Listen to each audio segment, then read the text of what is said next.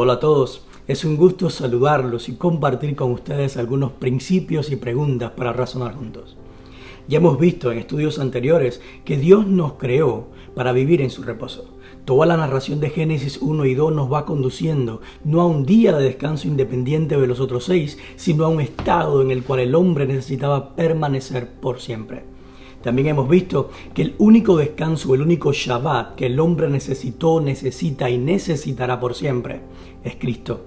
Por lo tanto, podemos decir con toda certeza que el hombre fue creado para descansar en Cristo. Y la manera en que el relato de Génesis 2 nos transmite este mensaje es al decirnos en el verso 15 que Dios puso al hombre en el jardín del Edén.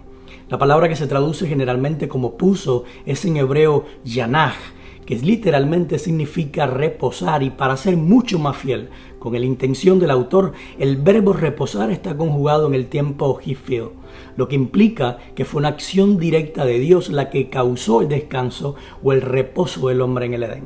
En otras palabras, fue el mismo Dios el que introdujo al hombre en el descanso, o lo que es lo mismo, fue Dios el causante de que el hombre reposara. En adición a esto, Génesis en su narración o en su narrativa poética sigue dándonos más pistas acerca del descanso en Cristo. Porque la palabra Edén significa delicia, placer, y en el único que nuestras almas pueden encontrar deleite o complacencia es en Jesús. De hecho, el mismo Dios, refiriéndose a Jesús en ocasión de su bautizo, dijo en Mateo 3:17, este es mi Hijo amado, en quien tengo complacencia, o lo que es lo mismo, en quien encuentro placer, delicia, deleite, o en el cual yo me agrado.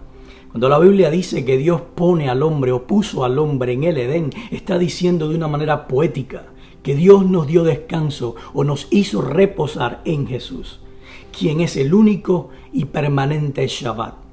Es por eso que el descanso que Dios le dio al hombre en la creación no estuvo en un día, sino en un estado de permanencia en Jesús. El reposo de Dios no es una opción para mantener nuestras vidas saludables física y mentalmente, sino que el reposo de Dios es la única manera de vivir, porque fuera de Jesús no hay vida. Es por eso que cuando el hombre peca, lo que realmente estaba haciendo era saliendo del reposo de Dios, o lo que es lo mismo, estaba saliendo de la vida, o estaba saliendo de Jesús. Y fuera de Jesús, quien es la vida, el hombre solamente podía experimentar muerte. Ahora, noten algo bien importante. Cuando Dios crea al hombre a su imagen y semejanza, le da como herencia toda la tierra. Sin embargo, lo introduce de forma específica en una tierra especial para que fuera su habitación permanente, el Edén. Mientras que el hombre permaneciera en Edén o en el Edén, que ya sabemos que es un símbolo de Jesús o el reposo de Dios, él tenía todo lo que necesitaba para servir o ministrar efectivamente a toda la tierra y su creación. Ahora vamos hasta el tiempo de Abraham y nos daremos cuenta que en Abraham Dios crea para sí un pueblo en el cual quería poner su imagen y semejanza, o lo que es lo mismo, manifestar su carácter. Y a este pueblo Dios le da toda la tierra por herencia, según Romanos 4:13. Sin embargo, Dios los introduce de igual manera que en la creación a una tierra especial llamada Canaán, para que fuera su habitación permanente. Y desde allí sirvieran y ministraran toda la tierra y su creación. Y yo te pregunto, ¿no te parece demasiada coincidencia? ¿No será que esto no se trata de una coincidencia, sino que todo el plan de Dios para transmitirle, fue un plan de Dios para transmitirle un mensaje a Israel que ellos nunca comprendieron?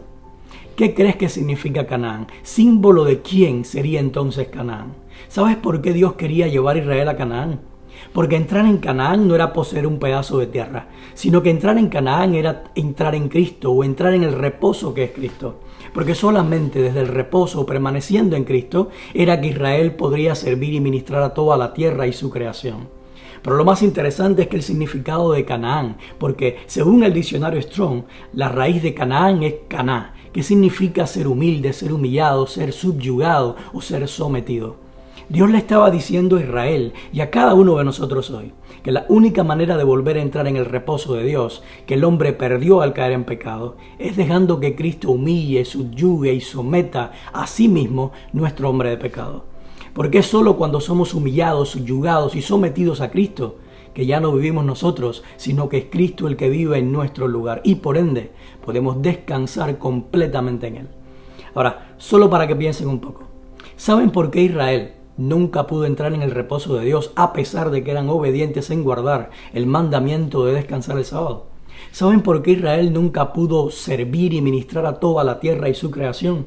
La respuesta es simple.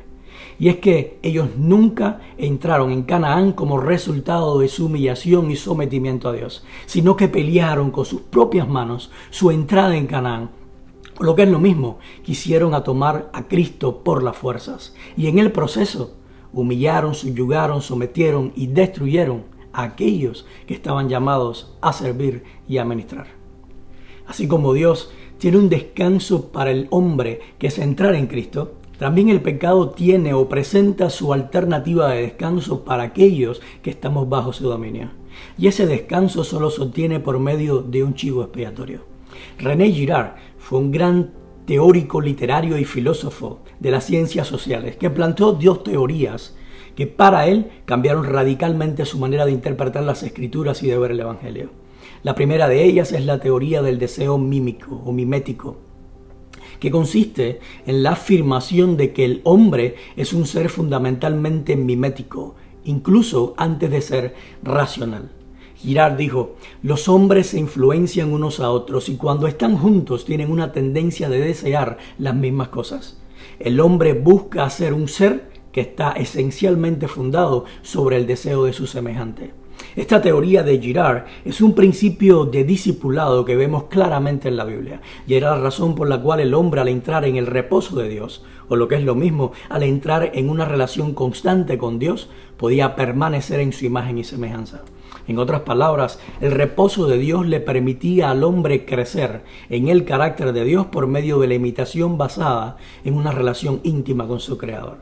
Sin embargo, una vez que el hombre cae en pecado, mantiene ese deseo mímico, solo que ahora ya no está fundado en contemplar a su Creador, sino en contemplar a la serpiente. Y es de ahí que adoptamos un carácter nocivo y destructivo que es el carácter de la serpiente. El problema es que en vez de que la humanidad...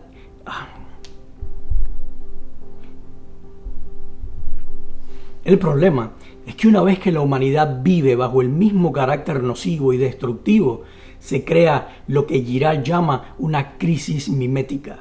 Porque ya el modelo de imitar no es Dios, sino el destructor o aquel que es ladrón, mentiroso y asesino desde el principio. Y la única forma de resolver la crisis mimética es por medio de un sacrificio. Girard dice: así como los deseos tienden a converger sobre un mismo objeto, la violencia tiende a converger sobre la misma víctima. Y la violencia de todos contra todos da paso a la violencia de todos contra uno. Y es esto a lo que Girard llama el mecanismo de chivo expiatorio. Y este mecanismo dice en esencia que cuando la multitud desahoga su violencia sobre un chivo expiatorio común, se restablece la unidad, la paz y el descanso social. En otras palabras, la alternativa de descanso o reposo que el pecado nos ofrece es no asumir nuestra responsabilidad por nuestro pecado, sino más bien hacer responsable o transferir nuestra culpa a un inocente y sacrificarlo para quedar libre de ella. Es por eso que en la salida de Adán y Eva del Edén se sacrifica un cordero inocente, al cual ellos hicieron culpable por su pecado.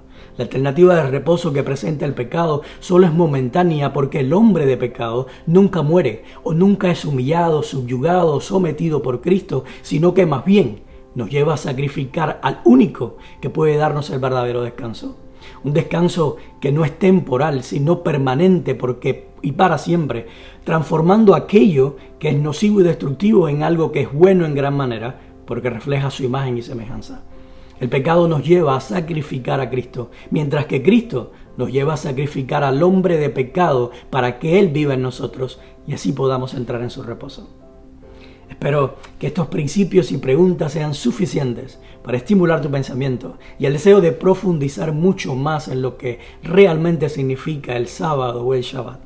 Y como siempre te digo, recuerda que Jesús nos dijo en Mateo 11:28, vengan a mí todos los que están cansados y cargados y yo les haré descansar. Porque Jesús fue, es y será el único sábado, el único Shabbat que el hombre ha necesitado, necesita y necesitará por toda la eternidad. Que Dios te bendiga y nos vemos en la próxima ocasión.